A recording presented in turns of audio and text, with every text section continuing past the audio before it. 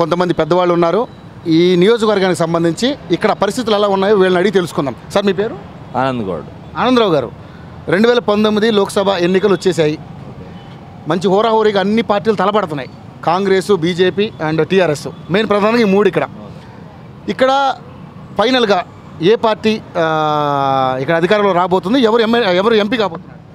ఇప్పుడు ఉన్న పరిస్థితులను బట్టి చూస్తే టీఆర్ఎస్ వచ్చే సోర్సెస్ చాలా ఉంది. వేరే అవకాశం చాలా కనిపిస్తుంది. వేరే పార్టీ క్యాండిడేట్ డిక్లేర్ కాకుండా వాళ్ళ గవర్నమెంట్ వాళ్ళది ఉంది కాబట్టి, వాళ్ళ ఫోర్స్ గ్రౌండ్ లెవెల్లో ఫోర్స్ వాళ్ళది ఉంది కాబట్టి, కార్పొరేటర్ కానీ ఎమ్మెల్యే కానీ వాళ్ళు ఎమ్మెల్సీలు వాళ్ళే ఉన్నారు కాబట్టి 100% వాళ్ళే వచ్చే సోర్స్ ఉంది.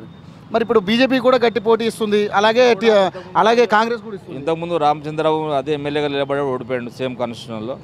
ఇప్పుడు వచ్చినా కూడా అంత ఓట్ బ్యాంక్ వాళ్ళకి ఏం లేదు. కాంగ్రెస్ నుంచి మరి రేవంత్ రెడ్డి నిలబడ్డాడు. కాంగ్రెస్ నుంచి రేవంత్ రెడ్డి వచ్చినా కూడా ఇక్కడ మా రాహుల్ గాంధీ గారే మంచి పెద్ద పవర్ఫుల్ ఎమ్మెల్యే అయినా. ఇక్కడ స్టేట్లో మాత్రం కష్టం. తెలంగాణలో రాహుల్ గాంధీ వచ్చినా రేపు ఇక్కడ నిలబడ్డా వచ్చే సోర్స్ అయితే లేదు. టీఆర్ఎస్ గెలిచే సోర్స్ అయితే ఉంది 100%. హలో, మిమ్మల్నే యోయో టీవీ యాప్ డౌన్లోడ్ చేసుకున్నారా? ఇంకా లేదా?